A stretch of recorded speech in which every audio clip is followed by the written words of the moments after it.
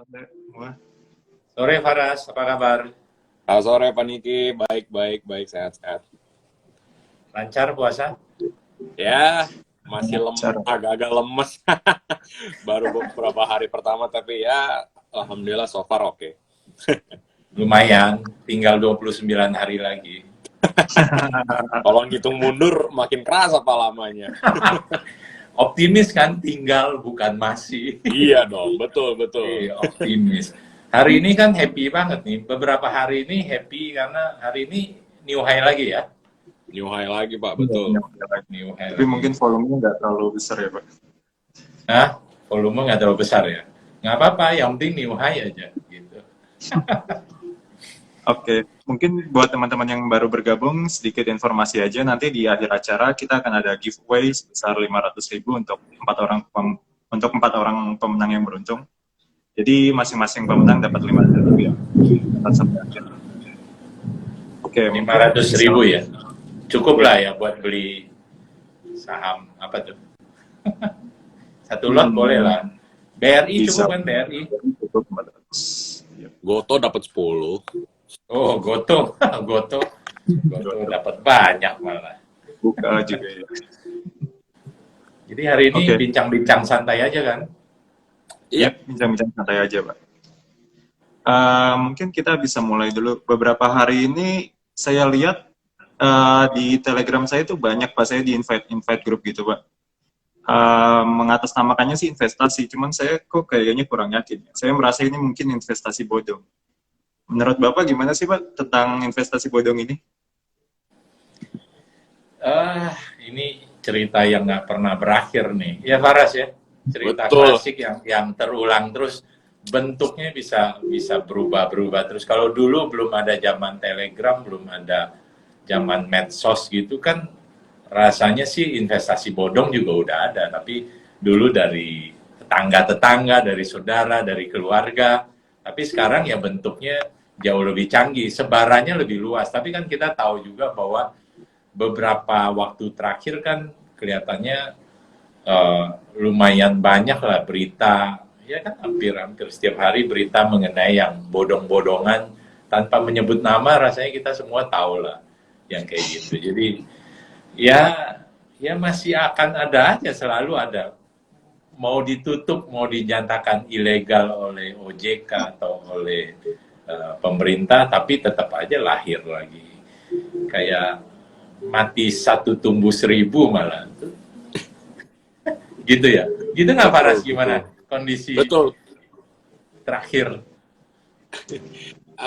Ya memang apa ya, sebenarnya ini juga yang udah selalu kita jadi misi juga ya di ISP ya, supaya para masyarakat tuh lebih aware gitu terhadap investasi bodong. Tapi memang benar sih, saya setuju sama Pak Niki. Investasi bodong itu dari zaman baheula sampai zaman sekarang juga mau gimana pun tetap ada gitu. Tapi cuman beda konteks, beda media aja gitu. Tapi ya sebenarnya yang dirasain tadi ya kalau masuk ke Telegram gitu-gitu, itu juga sebenarnya saya juga sering sih Pak, kayak tiba-tiba di invite gitu terus nawarin return berapa persen gitu per hari malah gitu. Nah sebenarnya itu yang paling penting menurut saya sih, kita tuh harus tahu sih, kalau bahasan zaman sekarang tuh tahu red flagnya tuh apa aja gitu loh ketika ditawarin suatu investasi kayak gitu sih. Kalau di Telegram saya juga masuk sih. Masuknya tuh isinya cuma struk-struk setoran, seolah-olah ya kan, isinya Iya. kan gambarnya tuh gambar Iya. struk-struk Sama setoran orang-orang bank BCA lah, ini Iya. itulah dan lain-lain. Itu menggiurkan banget, padahal ya itu isinya luar biasa. Tapi memang mungkin secara pasar ya selalu ada aja sih ya. Kalaupun tadi ditutup satu, bikin lagi dan lain-lain, kok pasarnya selalu ada. Kalau kita lihat angka kerugian triliunan setiap tahun, tapi tetap aja ya, orang tuh tetap aja masih tergoda, tertarik untuk ikut investasi seperti itu. Itu fenomenanya, nggak tahu ada komentar apa tuh Ren, fenomena seperti itu tuh. Iya, saya juga sering kayaknya memang di invite gitu. Makanya saya juga mau bawa ini ke topik memang ya. Dan kalau menurut saya sendiri mungkin kalau fenomena-fenomena yang ada ini bisa kita lihat ada istilah if it sounds too good to be true, it's probably is. Jadi kalau saya mungkin melihatnya kalau misalkan ada suatu investasi yang meyakinkan akan memberikan return yang rasanya mustahil. Contohnya saya pernah lihat ada yang bilang 7 hari bisa balik 100% gitu. Saya rasakan ini hampir nggak mungkin lah. Kecuali kalau di saham mungkin main gorengan ya. Tapi iya, kalau saya melihatnya seperti itu ya. Mungkin kalau dari Pak Niki atau Mas Faras ada uh, cara-cara untuk menghindari investasi-investasi bodong ini untuk teman-teman sekalian? Mas Faras. Oke. Jadi mendahului panik ini. Nggak Oh, apa-apa. Kalau untuk menjauhi investasi bodong ya, kalau saya sendiri, sebenarnya kalau saya sendiri tuh kembali lagi kita tuh investasi itu untuk apa sih gitu. Kalau bagi saya pribadi ya, investasi itu bagi saya itu menjaga apa yang kita punya, menjaga kekayaan yang kita punya.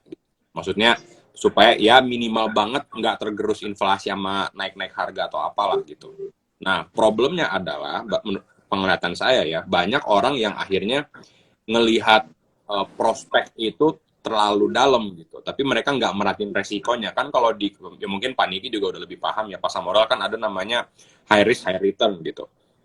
Nah, mungkin kalau kita pikir-pikir gitu, orang nawarin kayak tadi misalkan dibilang 7 hari udah balik modal gitu, ya udah itu returnnya gitu. Tapi resikonya apa? Ya resikonya duit kita hilang. Udah gitu aja. Jadi menurut saya sih untuk menghindari investasi bodong itu sebenarnya yang pertama yaitu tadi kita harus perhatiin apa aja nih red flag-nya gitu. Ini grup Telegram jangan-jangan cuma transferan BCA doang lagi atau nggak ada edukasi atau apa gitu. Nah terus kalau yang saya suka perhatiin juga tuh dia nawarin returnnya tuh masuk akal nggak gitu. Masuk akal tuh as in ya misalnya 1% konsisten setiap hari gitu, kayak gitulah. Itu menurut saya sih agak wow juga ya, kita nggak ngapa-ngapain tiba-tiba dapat return segede gitu kayak apa ini nomplok aja gitu. Sama sebenarnya yang saya agak-agak mikir juga sih Pak gini, kalau orang-orang tuh ngaku gitu, misalkan kayak ngaku kalau saya dapat return sekian, saya ingin mengajari kalian juga bisa mendapatkan seperti saya gitu. Logikanya ya udah kalau dia udah bisa kayak gitu, ngapain ngajarin? Maksudnya ngajarinnya dengan cara-cara begitu lagi. Nah jadi itu sebenarnya bagi saya yang harus diperhatikan gitu. Kalau Pak Niki gimana? Kalau mau kalau ada yang nggak setuju ya boleh sih nggak setuju. Tapi kadang-kadang memang artinya gini, menawarkan ya istilahnya yang sorry ya, yang robot-robot seperti itu, kadang-kadang hampir nggak masuk akal kalau orang bisa menawarkan robot harus bayar yang pasti untung, ngapain juga dia jualan? Ini kan bahasa yang paling gamblang ya.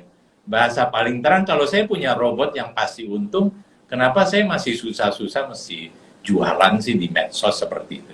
Jadi hal-hal yang sebenarnya udah gampang banget ditangkap oleh logika. Tapi mungkin akhirnya ini bukan soal logika, ini pada akhirnya soal greedy. Coba Randy ataupun Faras kita coba sama-sama pikirkan sebenarnya orang-orang yang maaf dengan segala hormat yang jadi korban itu, apakah sebenarnya mereka tidak mengerti bahwa itu adalah investasi bodong atau sebenarnya mereka tahu cuman mereka tetap nekat karena pengen dapat duit gampang tadi, gitu kan Faras? Pengen dapat duit cepat, dia tahu bahwa itu beresiko. Saya sempat beberapa saat lalu nulis satu keluarga yang orang tuanya yang ngenalin malah, bapaknya yang ngenalin produk itu ke anaknya.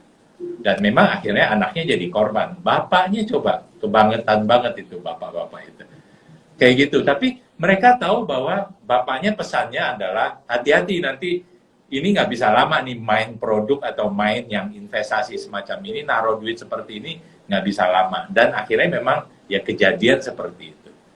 Jadi ya nggak tahu ini mungkin lingkaran setan yang nggak akan pernah berakhir. Mau di stop produknya seperti apa, tapi selama demand itu masih ada ya akan jalan terus gitu. Gitu nggak Ren? Iya, saya juga setuju sih. Emang sebelumnya juga sesuai sama yang Pak Niki bilang, udah ditutup muncul lagi yang baru. Karena emang demand-nya selalu ada. Yang pasar-pasarnya ini nggak pernah habis ya. Mereka-mereka yang selalu ingin cuan cepat, itu pasti selalu ada. Saya melihatnya sih seperti itu mungkin ya Pak. Dan ngomong-ngomong soal investasi nih Pak, belakangan ini kan saya lihat di bursa ini ada beberapa investor baru nih datanya, yang jumlahnya cukup besar juga.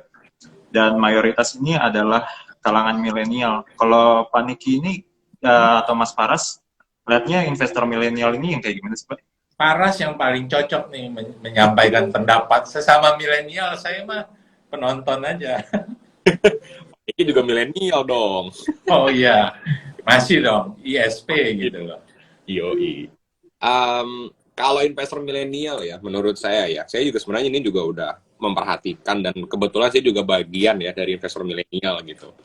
Yang saya perhatiin itu apa ya, investor milenial itu tuh sekarang ya, mereka tuh kemampuan untuk memahami pasar modal ya, yang kalau bahasa Pak Niki jelimet lah gitu. Itu tuh hebat banget loh. Saya bahkan kemarin ketemu sama anak baru SMA apa kalau nggak salah. Dia nanya-nanya, "Bang, kalau saham yang kayak gini, CAG Ergo-nya gini, kata lu gimana?"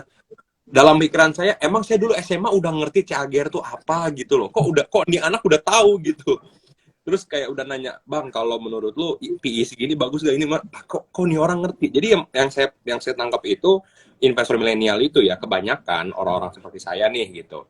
Ya mungkin duitnya nggak sebanyak ya investor-investor yang udah lama lah gitu kan. Tapi kalau yang saya pahamin, mereka tuh punya kemampuan untuk belajar yang sangat besar gitu. Dan kemampuan daya tangkap yang sangat besar gitu, terutama untuk udah berinvestasi. Dan yang saya perhatiin juga ya, investor milenial itu, mereka itu orangnya berani banget ngambil resiko, berani banget untuk masuk ke bahkan pasar modal yang bahkan mereka nggak tahu ini apa, tapi ingin coba belajar gitu. Ini menurut saya ini sangat menarik gitu. Ini beda banget ketika saya misalnya ngomong sama orang tua saya gitu, kayak ngobrol-ngobrol tentang ini mah ada saham gini. Orang tua saya selalu bilang, udah aku investasinya pasti aja tanah, emas gitu-gitu kan. Nah kalau bagi kita, saya ngelihatnya investor milenial ya, gue nggak punya duit untuk beli emas, beli tanah, tapi gue punya duit 100.000 nih. Oh di saham gue bisa beli beberapa saham-saham yang dengan duit segini nih gitu. Oke deh, gue mau investasi ke situ gitu. Jadi kayak mereka tuh ngejadi ini sebagai awal. Menurut saya sih apa ya, sebenarnya ini jadi hal yang bagus juga ya bagi terutama pasar modal Indonesia ya gitu. Cuman ya memang perlu adanya apa ya, semacam dorongan kembali, juga ada ya edukasi juga tetap dilanjutkan supaya ya investor-investor ini tetap ada gitu di pasar modal. Gitu sih kalau saya ngelihatnya. Panik Jadi ngelihat investor iya, lain. kita kan judul acaranya kan Quo Vadis investor milenial ya. Tadi kita setuju lah, data menunjukkan bahwa sekarang berapa? Lebih dari 70% investor di Indonesia itu investor pasar modal ya. Itu adalah para milenial yang usianya kan 20 sampai 30 seperti itu. Jadi seperti yang disampaikan Faras tadi, mungkin kalau kita lihat, saya nggak tahu, data, mungkin Faras atau Randy punya data yang menunjukkan sebenarnya dari sekian banyak investor milenial itu, sorry, saya mau mencoba mengelompokkan mana yang berpikir untuk investasinya konteks jangka panjang. Saya tidak bermaksud menabrakkan itu ya, tapi artinya kalau ada yang konteksnya investasi jangka panjang, ada juga mungkin yang sifatnya lebih jangka pendek. Ya, which is nggak salah juga. Cuman kan yang penting kan soal pemahamannya aja. Ada nggak sih gambaran angka-angka dari, ya kan, Faras dan Randy kebetulan orang yang sangat berkecimpung di pasar modal juga. Ada nggak sih gambaran dari investor-investor yang ada saat ini tuh, berapa besar sih sebenarnya yang lebih ke trading, berapa besar yang lebih ke investasi untuk jangka panjang seperti itu? Kalau saya sih belum ada angka-angka pastinya, tapi memang untuk milenial sendiri terpisah benar sesuai seperti yang Pak Niki, ada yang fokus di investasi jangka panjang, ada juga yang mungkin karena masih kuliah atau masih SMA, kayak yang tadi Mas Paras bilang itu, mereka kan kadang banyak waktu luangnya, jadi mungkin mereka sering trading juga. Saya melihatnya seperti itu juga. Faras ada data nggak, atau ada, iya kan Faras di ISP yang 100.000 lebih anggota gitu. Dari Wah, perbincangan di grup kan ketahuan Pak Ras. iya. Eh, kalau saya data spesifik mungkin belum ya Pak ya. Tapi kalau yang saya perhatiin ya di grup ISP Jakarta terutama dan mungkin ISP lain juga, memang kebanyakan dari milenial itu saya bisa bilang mayoritas itu lebih mikirnya jangka panjang. Saya bisa bilang seperti itu. Tapi yang uniknya juga, walaupun mereka secara overall gitu mikirnya jangka panjang, tapi mereka juga punya tuh akun-akun sampingan buat ya nyoba-nyoba jangka pendek gitu. Jadi sebenarnya sih kalau menurut saya terutama milenial ya, itu tuh ada kombinasi antara keduanya gitu. Mungkin mereka lebih fokus jangka panjang, tapi tetap ya mereka ya namanya juga pengen ngerasain kan gimana nih jangka pendek sih. Akhirnya mereka punya juga gitu. Dan menurut saya sih ini sebenarnya menarik juga gitu. Jadi kan semakin banyak beraktivitas juga, semakin belajar juga gitu. Ya. Saya cukup menarik sih, soalnya kalau saya lihat kan Mas Faras ini bagian dari investor saham pemula itu ya, komunitas yang memang mungkin edukasinya lebih ke investasi, jadi mungkin di tradingnya belum terlalu terlihat ya. Saya kurang tahu juga sih Mas, apa gitu ya, lebih di edukasi di investasi mungkin ya. Kalau kita di ESP ya, kita berusaha untuk memberikan edukasi yang menyeluruh ya. Jadi bukan hanya edukasi tentang investasi kayak misalkan fundamental analisis saja, tapi kita juga kita ngasih juga analisis teknikal gitu bahkan. Jadi kayak akan kita tuh ngasih amunisi untuk para member atau mungkin para anggota komunitas itu untuk bisa berinvestasi dengan gaya-gaya masing-masing. Nah, yang terpenting dari SP itu adalah yaitu kita memberikan edukasi menyeluruh dan gratis ya, terutama ya gitu, menyeluruh gratis dan kalau bisa bukan hanya modal tapi benar-benar lengkap gitu. Misalkan kayak ada edukasi tentang perencanaan keuangan, ada edukasi tentang melek investasi gitu ya, seperti ini juga sebenarnya juga edukasi gitu, edukasi tentang investasi milenial itu gimana, investasi bodong itu gimana, kayak gitu-gitu. Itu semua kita berusaha untuk dipaketkan gitu dalam ISP seperti itu. Jadi paket komplit ya. Iya Nggak dong. cuma investasinya tapi juga manajemen keuangan kayak gitu ya, ngatur Betul. keuangannya. Betul. Oke. Kalau ini saya malah sudut pandang yang baru Pak, saya ngeliatnya. Apalagi yang tadi Mas Faras ceritain tentang anak SMA yang bisa paham sampai CAGR dan semacamnya. Saya pernah ada bikin research report gitu di Victoria Securities. Di Victoria Securities kan memang suka menyediakan kayak research report. Dan saat saya membahas sama nasabah, terkadang yang mereka lihat itu cuman target price-nya aja Pak. Jadi kayak kita ada asumsi-asumsi sebagaimana itu tidak dilihat dan mereka hanya melihat di target price-nya aja. Jadi oh ini targetnya segini, jadi ya udah kita beli gitu. Saya justru ya ini ilmu baru, saya baru tahu kalau ternyata banyak juga ya sampai anak SMA bisa tahu CAGR dan semacamnya.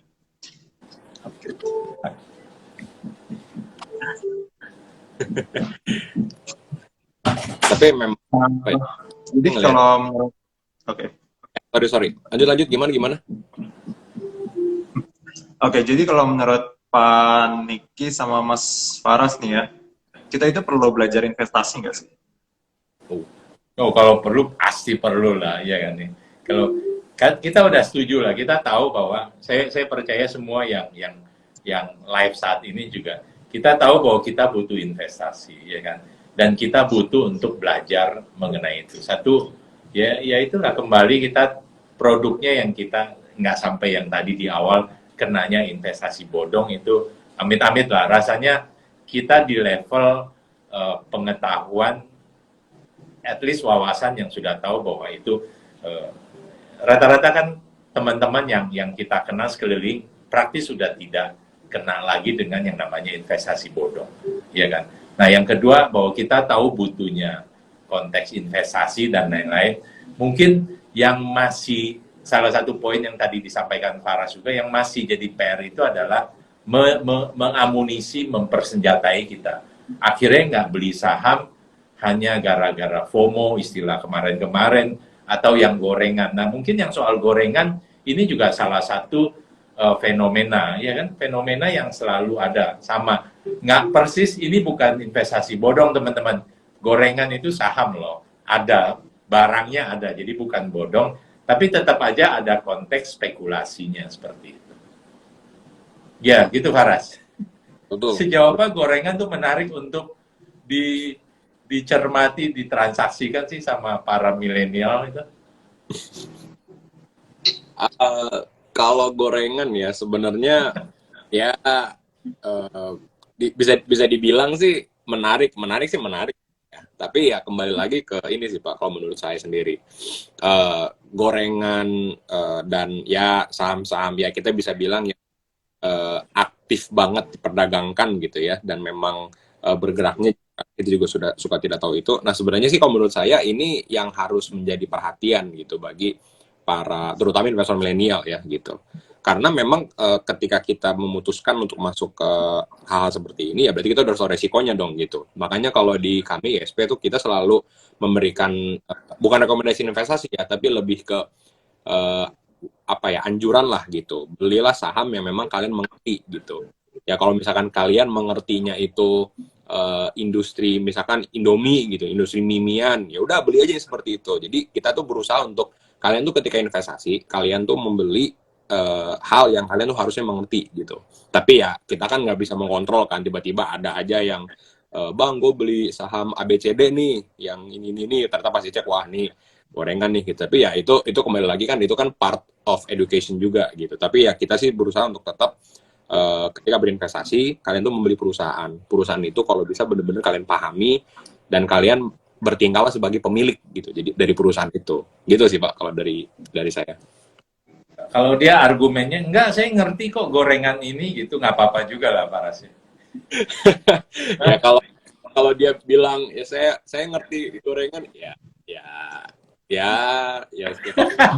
mengerti ya, tapi ya tetap aja sih ya kita sepemahaman apa sih. Tapi gini sih Pak, kalau saya melihatnya gini, saya yang sudah terjun 4 tahun belajar pasar modal sama kuliah dan sekarang alhamdulillah kan di salah satu sekuritas juga, saya bisa bilang pengetahuan pasar modal saya tuh masih jauh gitu loh dibanding jauh dari kata paham gitu ya. Nah itu dia kalau misalkan ada yang ngeklaim saya paham kok gorengan ini gitu. Itu pertanyaannya tuh seberapa paham sih kamu gitu loh. Pahamnya nih apa nih gitu. Ya, yang dia pahami sebatas yang memang semua orang pahami. Padahal gorengan itu kan punya bandar. Mungkin bandar punya 10 poin yang dia pahami mungkin cuma 2 gitu kan Faras ya. Saya udah paham tapi yang dia paham 2. Padahal bandar punya 10 poin yang dia tidak tahu sisanya gitu. Gitu ya Faras. Betul. Iya. Ya, temannya bandar kali Pak itu yang ngomong. Iya. Bisa jadi dia tuh kalau ibarat di gambar tuh yang ada gunung es dia cuma tahu di ujungnya doang tapi ternyata dalamnya masih banyak gitu. Ya. Oke.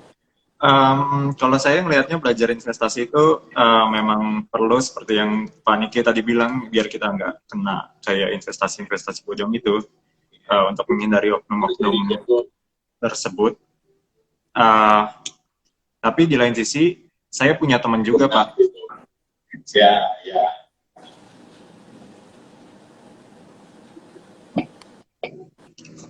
Oke, mungkin Pak Niki bisa tolong. Ya. Untuk investasi, Bapak ngelihatnya seperti apa, Pak? Ya, yang tadi sih oke lah. Pokoknya udahlah kita semua setuju kita butuh investasi yang benar, ya kan? Kalaupun dalam prakteknya, apalagi teman-teman investor milenial ada ketertarikan juga untuk di trading, di trading tadi yang untuk jangka pendek seperti tadi disampaikan sama Faras. Ya oke aja, mungkin ada baiknya juga investasi untuk jangka panjangnya ada, tapi untuk tradingnya karena kan menarik kan trading tiap hari naik turun harga saham, ada momentum ini, ada timing ini, ada gosip ini. Kadang-kadang kan kita nggak mau kehilangan momentum, ada IPO ini, ada bla bla bla corporate action ini, ada dividen dan lain-lain. Kita nggak mau kehilangan momentum untuk mendapatkan ya katakanlah keuntungan untuk yang jangka pendek, tapi konteks untuk jangka panjangnya rasanya tetap jangan sampai kita lupakan itu gitu. Oke. Nggak, tadi sorry Pak, tadi saya ada masalah. Jadi sebenarnya kalau saya melihatnya juga, kita memang perlu belajar, tapi kita nggak perlu belajar dalam-dalam juga. Mungkin kecuali memang teman-teman sekalian mau jadi analis di sekuritas atau analis di mana, untuk investor biasa kita hanya perlu sebatas pengetahuan aja agar tidak terkena oknum-oknum yang sering menjual investasi bodong seperti yang sebelumnya kita bahas ya Pak. Soalnya saya ada juga Pak teman, dia nanya, Ran, tolong dong ajarin saya cara investasi saham. Akhirnya dia ini, setelah saya ajarin dia terus belajar, tapi akhirnya kelamaan belajar Pak, dia nggak beli Nggak beli mulai-mulai. saham, nggak Paras, mulai-mulai. gimana nih yang nanya terus tapi nggak mulai-mulai? Aduh. Salah Nah, satunya padahal mungkin poinnya juga Farah sebelum dijawab ya. Kita bicara sekarang indeks itu udah berapa? Hari ini kan new high lagi ya, betul ya? 7.100 sekian. Ini sesuatu yang sering terjadi. Waktu indeks di 6.000 orang takut, enggak pernah turun sampai 4.000 kan waktu pandemi, waktu krisis kemarin kan, lagi parah-parahnya. 6.000, 6.500 takut nanti turun lagi, itu 7.000 ternyata sekarang kemarin new high, hari ini new high. Selalu ada alasan-alasan untuk tadi tidak memulai, termasuk takut dan lain-lain. Faras ada tips nggak untuk hal-hal yang seperti itu? Kalau saya sih apa ya? Kalau sebenarnya sih ada satu kalimat yang saya mungkin colong dari Paniki ya.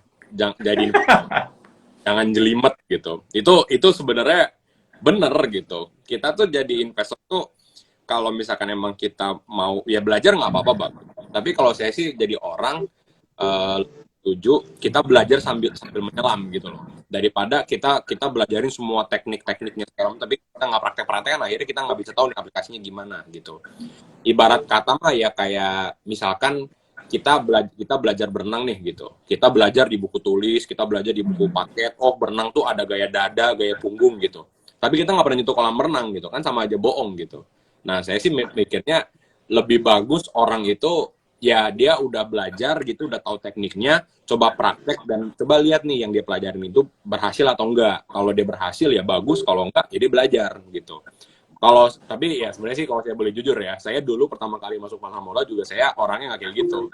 Orang yang nyebur dulu, tenggelam atau enggak belakangan gitu. Jadi saya udah cobain aja dulu deh gitu, pahit manisnya apa, oh baru tahu nih gitu sih berjalannya waktu. Jadi menurut saya sih lebih bagus ya kita mulai dulu gitu. Nah ini sebenarnya yang harus ya mungkin dari Mas Randy ya, dari Victory Sekuritas, mungkin juga dari P, dari Paniki juga dari Emitenus juga memberikan berbagai macam pengajaran dan juga berbagai macam informasi supaya ini tuh bukan buat belajar doang loh, ini tuh buat kalian praktek gitu.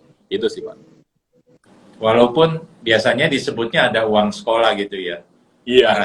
Ya Ren. Kadang-kadang kan nggak apa-apa kalau di awal-awal rugi anggap aja uang sekolah. Padahal sih nggak mesti juga bayar uang sekolah. Kalau belajarnya udah mantep, ya kan, dan masuknya dengan benar, nggak mesti kan, nggak mesti investor pemula itu selalu rugi gitu kan.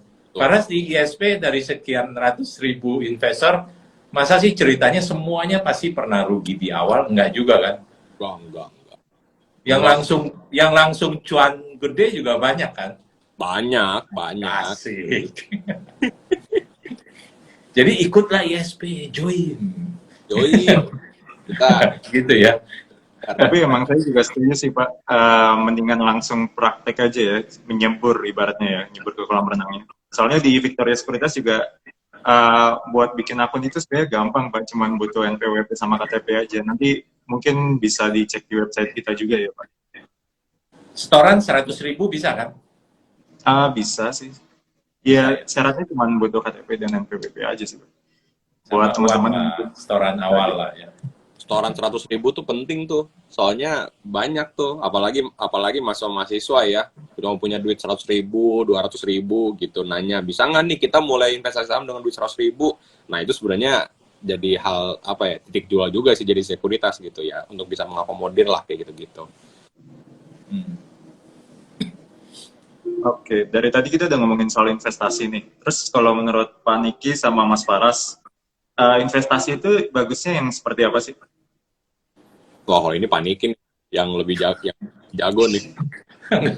Kalau Ya kalau saya konteksnya kan saya konservatif lah. Saya investor jangka panjang. Ya, investor jangka panjang biasa persepsinya kan lebih konservatif. Otomatis ya pastinya ya investasi di saham-saham di perusahaan-perusahaan yang juga memang ya konservatif lah, yang nggak gusrak-gusruk, nggak tergantung momentum, timing, lagi hype ini, lagi hot ini. Kalau saya secara pribadi ya praktis ya umur lah gitu ya Faras ya, mengingat umur akhirnya ya udah beli sahamnya yang lebih tenang-tenang, naik mungkin bisa naik, mungkin juga bisa turun, tapi turun pun masih tenang kayak gitu. Ya, nggak usah nyebut nama saham kan Ren, teman-teman pasti udah tahu lah saham-saham model apa yang bisa tenang, saham-saham mana yang lebih volatile seperti itu. Ini ngomong-ngomong soal umur, berarti kita yang masih muda ini disuruh main yang volatile ya, Bos? Kan tadi udah setuju di awal kita. Untuk teman-teman yang muda, sebaiknya tetap dua, ya kan? Utamanya kalau saya bilang utamanya tetap harus punya akun untuk investasi, gitu loh. Akun investasi harus, karena itu tempat untuk kita nabung uang masa depan kita, gitu kan. Tapi tadi, namanya milenial kan seneng juga untuk, ya dong, masa ngomonginnya saham BCA, saham Telkom, kan pengennya ngomong saham yang lagi gonjang-ganjing kan. Nah, itu boleh lah pakai satu akun sendiri. Betul ya, Paras ya? Akun Betul. buat waktu ngobrol sama grup tuh tetap nyambung gitu loh. Oh, lagi hype saham ini, IPO saham ini, bla bla bla seperti itu. Kalau orang-orang tua ya lebih baik udahlah, nggak usah ikut yang hype seperti itu. Yang aman-aman aja. Iya, betul, betul. Ya, bener sih. Memang biasanya kalau saya ngeliat juga bukan beberapa sih, banyak ya, dari member-member ISP itu, mereka bilang gitu, gue punya, rata-rata tuh mereka bilang gini, gue punya 3 akun nih bang, gitu. Satu, Oh, investasi jangka panjang, ini biasanya yang tools untuk fundamental analisisnya lengkap gitu. Satu untuk trading, biasanya ini mereka milihnya tuh yang aplikasinya enak, sama ya fee-nya juga rendah. Sama yang unik satu lagi, dia punya untuk khusus IPO. Jadi dia tuh pokoknya punya satu sekuritas, kalau IPO selalu belinya di situ gitu. Nggak ngerti juga kenapa, tapi dia sih bilangnya gitu. Menurut saya sih sebenarnya itu bagus-bagus aja ya. Tapi memang kalau saya pribadi selalu menyarankan ke terutama ke anggota-anggota ISP gitu, dan juga ke orang-orang ketika kita edukasi, investasi itu yang paling bagus sebenarnya time frame-nya itu jangka panjang gitu. Kita bener-bener yang mikirnya itu ke depan, memang lebih jauh gitu mikirnya. Jadi misalkan kita nggak hanya melihat ini perusahaan, ini saham nih bakal kemana nih 1-2 tahun, tapi kita ngelihatnya ini saham bakal kemana nih 5-10 tahun kemudian gitu, bahkan sampai kita punya cucu juga itu kita pikirin gitu. Karena ya buktinya udah jelas gitu, banyak kok perusahaan-perusahaan, malah mayoritas perusahaan-perusahaan tuh bisa tetap ada gitu. Yang nggak usah jauh-jauh deh, misalkan kayak Astra ya, jadi saham ya, misalnya kayak gitu-gitu deh ya, saham-saham memang kita juga mungkin udah tahu lah gitu ya, yang udah gede-gede, itu juga udah bisa ada gitu secara jangka panjang dan real gitu loh pertumbuhannya. Nah itu yang kita incer gitu. Tapi memang untuk kemungkinan ada aja sih yang kayak gue juga pengen nih bang nih nyobain 1-2 deh gitu, yang agak-agak ya lucu deh gitu, supaya ya kalau ngobrol nyambung, dia bisa belajar juga gitu sih. iya, benar. Ya, yang penting tadi kalau disebut ada 3 akun sekalipun, ingat 3 akun itu nature-nya beda-beda, ya kan? Karena nature-nya beda-beda, sifatnya beda-beda, tujuannya beda-beda, harus perlakuannya juga beda-beda. Ya kan, kalau yang untuk fundamental, untuk yang jangka panjang ya otomatis lihat fundamental. Walaupun beberapa saham lagi dibully saat ini soal fundamental, ya kan? Oke, tapi itu adalah konsekuensi daripada investasi. Ya, kalau akun yang untuk trading kadang-kadang memang nggak peduli fundamental. Saya mau ambil contoh aja deh, nyebut contoh aja. Kalau dalam kondisi hype, nggak ada tuh yang dilihat fundamental. Hype bank digital, hype waktu itu farmasi dan lain-lain, harganya nggak masuk akal karena pairnya sudah ratusan seperti itu. It's okay, main di account yang khusus untuk trading, karena memang tujuannya untuk trading, tapi jangan pernah beli itu untuk di akun yang untuk investasi. Nggak make sense beli saham yang pairnya 500 untuk konteks investasi, kalau menurut saya. Ya kan, satu lagi akun untuk IPO ya monggo, mau memanfaatkan, biasa kan 2-3 hari pertama arah kan, bolehlah kejar arahnya 2-3 hari, habis itu lepas, ya kembali kita harus tahu nature daripada masing-masing trading atau akun yang kita punya. Gitu ya? Betul. Saya kalau ngomong-ngomong soal pair, saya juga cukup tertarik nih Pak. Kan Bapak ada, kalau kita ngomongin saham, sebenarnya kan itu kita investasi di sebuah perusahaan. Dan kalau saya ngelihatnya di investasi di sebuah perusahaan ini, jangan lihat historical mungkin ya Pak. Jadi misalkan kita lihat ada, misalkan sebut saja gudang garam ya Pak. Dia kan dulu pernah di 90.000. Kalau kita lihat apakah bisa balik 90.000, belum tentu juga ya. Mungkin bisa, tapi ya belum tentu. Nah, kalau saya melihatnya untuk investasi, sebaiknya kita forward looking ya. Jadi kita lihat prospek ke depan, dan kita, makanya kalau kita valuasi saham sebagai analis juga kadang pakai discounted cash flow, kita pakai proyeksi untuk beberapa tahun ke depan. Jadi mungkin secara pair akan kelihatannya panik, wah nggak menarik nih, ini ada di pair 100, tapi mungkin kalau kita lihat proyeksi ke depannya, wah ini ternyata menarik juga karena growth-nya gede, apalagi biasanya di saham-saham teknologis ya Pak. Mungkin. Siap, kalau analis sudah bicara saya harus dengerin dong. Teman-teman, Randy adalah analis, jadi aman udah. Tips yang tadi barusan luar biasa. Paras juga di analis ya Pak? Iya. Di riset bukan? Sama ya? Iya. Jadi hari ini saya dikelilingi 2 analis top di pasar modal kita. Jadi abis ini mesti ngasih tips dong ke teman-teman. What next setelah all time high? Salah satu pertanyaan saya rasa, saya percaya teman-teman nungguin nih. Saya yang nanya sekarang, Ren. Saya nanya ke Randy dulu. What next setelah all time high hari ini? All time high. Kalau saya, Mas Faras dulu mungkin. Aduh. Faras dulu, oke, tamu kita. Sebenarnya ini pertanyaan yang ditanyain semua klien saya sih Pak, mau retail mau institusi, selalu nanya. Ini habis all time high, apa yang harus kita lakuin? Kalau saya sih selalu menyarankannya gini, walaupun sudah all time high, tapi tetap saya sih melihat saham itu dari value-nya gitu. Nah, pertanyaannya adalah walaupun all time high ini pasti ada kok ya mungkin 1-2 atau bahkan banyak gitu yang memang layak kita koleksi karena secara value dia masih menarik gitu. Saya sih selalu menyarankannya gitu. Ya kalau memang misalkan yang kita punya itu sudah melebihi dari value-nya, oh ya itu kembali ke masing-masing ya. Kita masih percaya atau kita mau take profit atau gimana. Tapi kalau saya sih selalu menyarankan ketika kita ingin buy ya, terutama di market yang lagi bull banget seperti ini, selalu kembali lagi ke story-nya gitu, ke story dan juga kembali lagi ke bagaimana apakah saham-saham ini masih memiliki upside potential yang menarik gitu. Contoh nih misalkan. Jadi tetap kembali ke individu sahamnya gitu ya. Betul Nggak Pak. peduli all time high, IHSG kita all time high, tapi tetap saja ada saham-saham tertentu yang masih sangat layak untuk dibeli atau dipertahankan. Gitu. Betul. Oke, mantap. Randy ada komentar lain? Oh, saya ambil alih nih, jadinya saya yang nanya-nanya. Iya, saya juga enggak, setuju. karena kita nunggu banget nih dari seorang analis bicara setelah all time high gitu. Iya, saya juga setuju sama Mas Faras. Mungkin kalau kita kuliah atau belajar tentang investasi, biasanya ada yang namanya beta di saham ya. Tapi secara teori mungkin memang menarik, tapi secara praktiknya biasanya saham itu bergerak sendiri, tidak sesuai dengan IHSG juga ya. Jadi benar, saya juga setuju. Kita melihatnya sebaiknya valuasi untuk masing-masing saham sendiri-sendiri ya Pak. Kalau saya melihatnya seperti itu. Siap. Kita udah boleh bagi-bagi hadiah belum nih, Ren?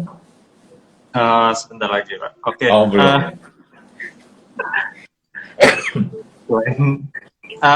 Oke, selain itu juga mungkin tadi Mas Faras juga ada ngomong tentang jangka waktu investasi ya. Kalau jangka waktu investasi itu kan kalau di saham setahu saya yang jangkanya panjang mungkin ya Pak. Selain saham juga kan kita ada deposito dan juga mungkin ada obligasi dan semacamnya. Kalau Mas Faras melihatnya gimana ini untuk jangka waktu? Saya sih kalau misalkan ya sesuai dengan nama komunitasnya ya, investor saham pemula. Jadi memang kita ya memberikan edukasinya lebih beratnya itu ke saham gitu. Tapi tidak menutup kemungkinan juga kita juga ngasih edukasi ke aset-aset yang lain ya, kayak tadi ada reksadana. Tapi kebanyakan reksadana sih. Menurut saya sendiri ya, kembali lagi ke tujuan masing-masing dari orang gitu, masing dari investor, apa sih dunia berinvestasi gitu. Karena biasanya kan mungkin Mas Rifki lebih paham ya kan, ketika kita buka rekening sekuritas suka ditanya tuh, apa sih dunia kamu gitu. Sebenarnya itu pertanyaan yang kita udah punya gitu, ketika kita udah ingin masuk ke pasar modal gitu. Kita tujuannya apa? Kalau memang kita tujuannya ini seperti saya misalkan menumbuhkan aset, ya berarti kita udah tahu nih targetnya long term gitu. Tapi ya misalkan ada yang bilang tujuannya apa? Dapat capital gain gitu. Dapat trading for a living gitu. Ya itu berarti time frame-nya lebih pendek gitu. Sebenarnya panjang pendek itu kembali lagi ke strategi masing-masing. Tapi kalau menurut saya sendiri pribadi ya, lebih baik memang kita punya gitu suatu rekening investasi yang memang dia khusus untuk time frame yang jangka panjang gitu. Nah, kalau nanti misalkan kita mau punya yang jangka pendek atau gimana, itu nggak apa-apa. Penting kita udah secure nih gitu secara long term-nya. Gitu sih kalau dari saya. Pak Niki. Aman udah kalau Farah sudah jawab seperti itu. Iya kan?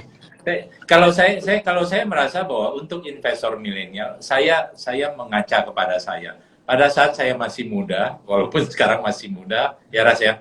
Oke, pada saat kondisi kita sebenarnya masih muda, time frame kita masih panjang, saya percaya bahwa kita boleh sangat agresif di saham.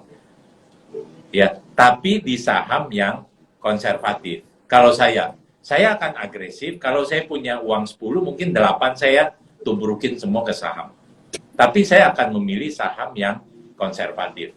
Mungkin pertumbuhannya nggak besar setiap tahun dan lain-lain, tapi saya merasa oke, saya tetap akan menambah porsi saham. Kadang-kadang salah satu pertanyaan yang paling sering ditanyakan ke kita kan, teman kalau udah beli 1 saham, 2 saham, 3 saham, besok-besok dia punya uang lagi, pertanyaannya, beli saham apa lagi sih yang lain, tapi maunya nggak mau yang 3 itu, nggak mau yang 5 itu. Kadang-kadang saya berpikir kenapa kita nggak terus menambah saham yang sama. Kalau saya naksir atau saya merasa secure dengan 5 saham itu, ya saya kalau ada dana lebih saya akan tambahkan terus ke saham-saham yang ada.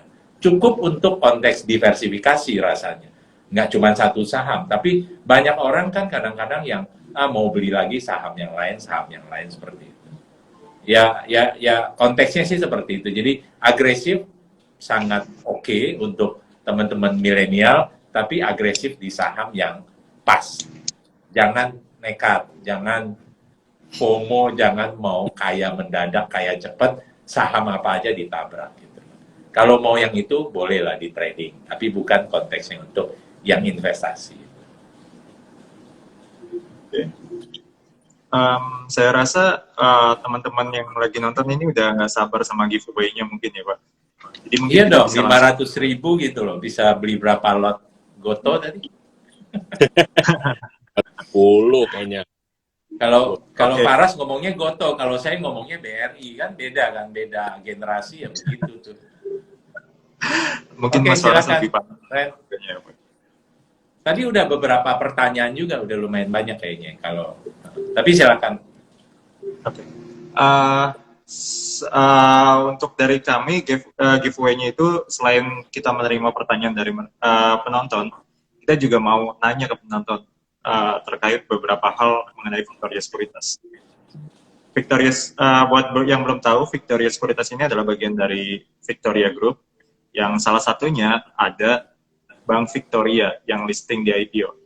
Nah, buat teman-teman yang nonton, kira-kira ada yang tahu nggak sih kode ticker dari Bank Victoria itu apa di bursa? Yang jawab langsung dapat 500.000? Yang jawab langsung dapat 500, ya. Pertanyaannya apa? Boleh diulang? Untuk Bank Victoria, kan ada di bursa saham. Kode tickernya apa sih? Albi. Itu Albi udah jawab. Yang pertama tadi Albi. Oke, Albi, selamat. Kamu menang giveaway 500.000. Nanti tim kita ada yang kontak kamu ya, Albi. Kayaknya Albi anak ISP nih, Faras. Anak Bandung. Kayaknya abis ini dia merit nih. Dapat 500.000. Wah, siap. Jangan lupa aja Oke, diinvestasiin. nanti albyyy.e ya. Kita akan ada yang menghubungi. Lalu setelah itu kita juga punya pertanyaan terkait Victoria Sekuritas lainnya. Jadi Victoria Sekuritas ini punya aplikasi online trading, Pak. Kira-kira teman-teman di sini ada yang tahu nggak sih nama aplikasinya apa?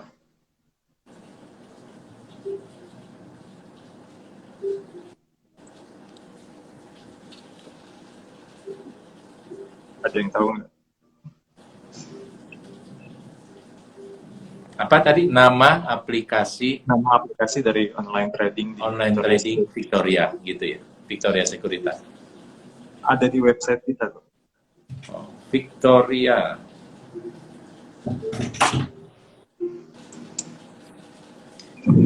Estret? Bukan. Ya, Vista?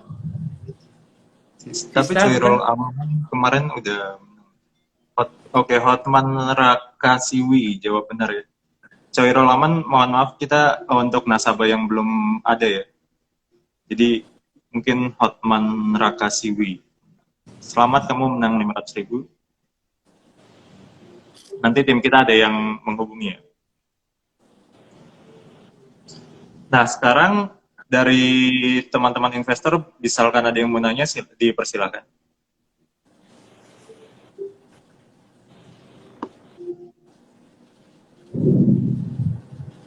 Kalau tadi udah ada yang nanya-nanya, boleh ketik ulang ya gitu ya. Apa, Pak? Sorry. Tadi udah waktu kita ngobrol-ngobrol udah banyak yang nanya juga. Oh Ketik iya, ulang boleh tadi ya. ulang, kita ulang. Biar kelihatan.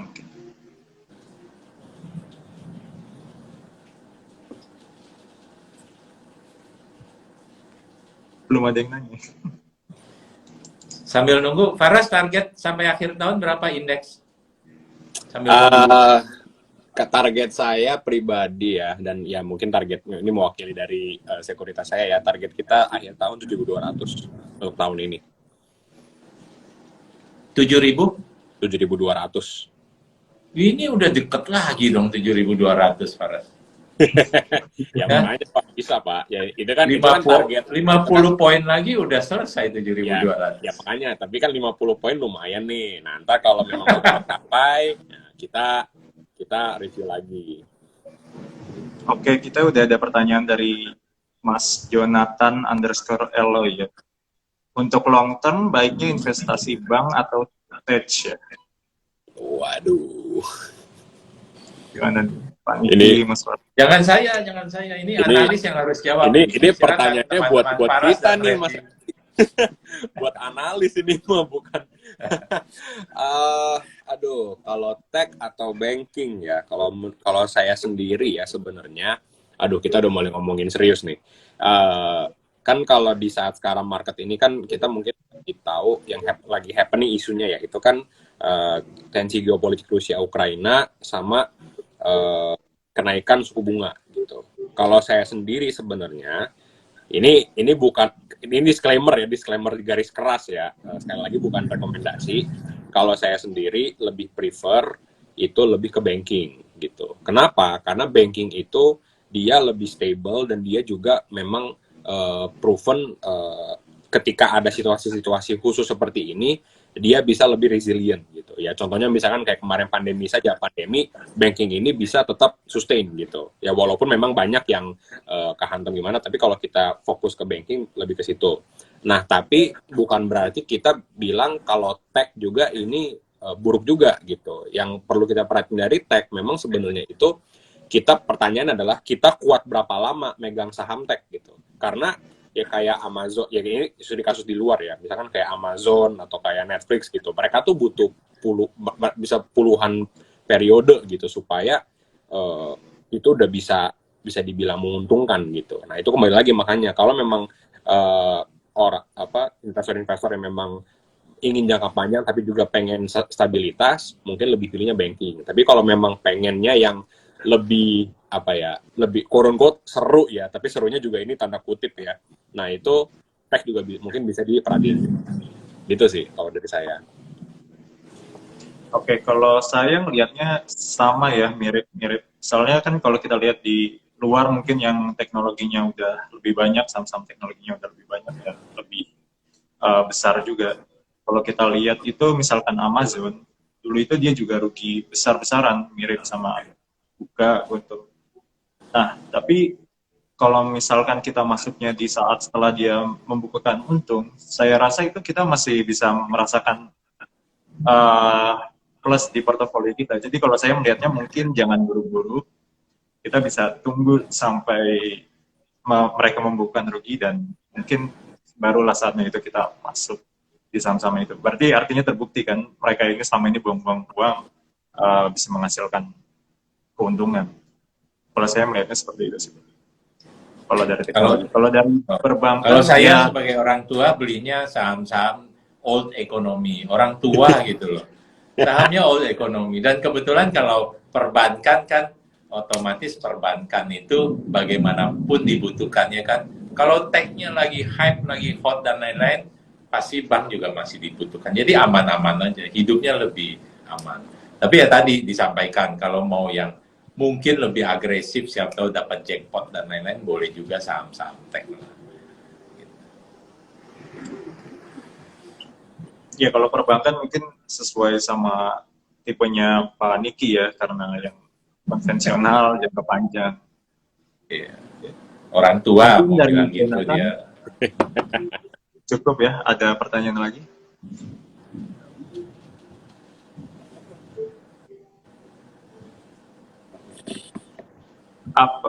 Dari investasi underscore saham underscore bursa underscore efek underscore inflasi, apakah dana darurat cocok dimasukkan ke saham? Gimana nih Pak Niki sama Mas Paras? Wah, kalau ini panikin nih. Kalau jawaban pastinya ya nggak cocok lah. Dana darurat ya dana darurat. Saham balik lagi untuk konteks trading ataupun untuk konteks jangka panjang, bukan tempat yang tepat untuk naruh dana darurat. Dana darurat kan anytime bisa dicairkan, ya kan, namanya juga darurat. Dan taruhnya ya otomatis di instrumen yang paling gampang lah, di tabungan ataupun di deposito seperti itu. Bukan di instrumen saham ataupun ya pasar modal lain yang beda kan, karena ada fluktuasinya dan lain-lain. Paras ada tambahan komen? Sebenarnya senada sih sama yang Paniki bilang ya. Kalau untuk dana darurat memang kurang terlalu pas ya kalau kita taruhnya itu di saham gitu. Bener sih, saya sih lebih sukanya dana darurat itu yang kita bisa taruh di rekening. Tunggu kan agak kasihan juga gitu, dan harus nunggu bursa buka hari Senin gitu kan. Jadi bener sih, saya sih lebih prefernya ya dana darurat, ya udah dana darurat aja gitu. Ya dana darurat berarti disimpan di deposito aja ya. Mungkin di investor saham pemula itu kan ada financial planningnya juga mungkin ya. Mungkin bisa diceritain sedikit kalau dana daruratnya alokasinya cocoknya milenial berapa nih Mas? Kalau di kita ya sebenarnya dana darurat itu ya, tapi kembali lagi ya, ini mungkin disclaimer juga ya, saya juga belum terlalu ahli gitu. Tapi waktu itu training ada yang bilang dana darurat sebaiknya itu tiga kali atau 3-6 kali dari pengeluaran bulanan kita. Ada yang bilangnya seperti itu, ada juga yang bilang 8 kali, itu beda-beda. Tapi intinya kita harus punya skenario di mana ketika misalkan kita sudah tidak dapat penghasilan lagi, kita bisa mengandalkan dana ini, atau misalkan kita tiba-tiba ada pengeluaran yang tidak terduga, kita bisa menggunakan dana ini. Itu sih sebenarnya yang tentang dana darurat gitu, dan ya alokasinya kayak gimana. Kalau saya melihatnya selain dari deposito, mungkin untuk dana darurat kita bisa taruh di instrumen-instrumen yang nggak terkena dampak inflasi, contohnya seperti emas dan sejenisnya. Karena kalau saya lihat misalkan kita pakai seperti yang Mas Faras bilang 3 kali sampai 6 kali pengeluaran bulanan di saat kita membutuhkan efek darurat, tapi inflasinya besar-besaran kayak sekarang, harga bensin naik, harga minyak goreng naik. Ini kan 3 bulan dan 6 bulan yang kemarin kita siapkan ini, apakah masih bisa untuk 3 bulan dan 6 bulan ke depannya.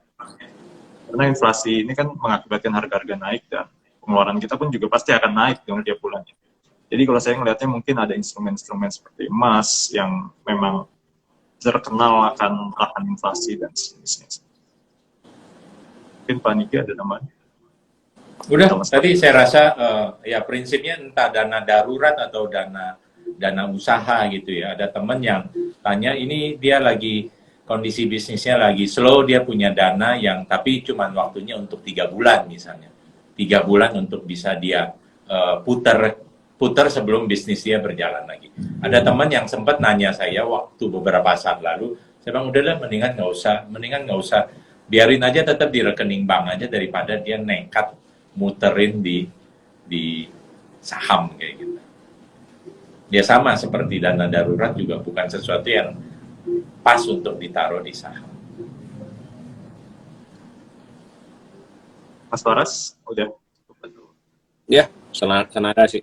Sudah lengkap. Oke, terima kasih buat Mas Faras, Pak Niki.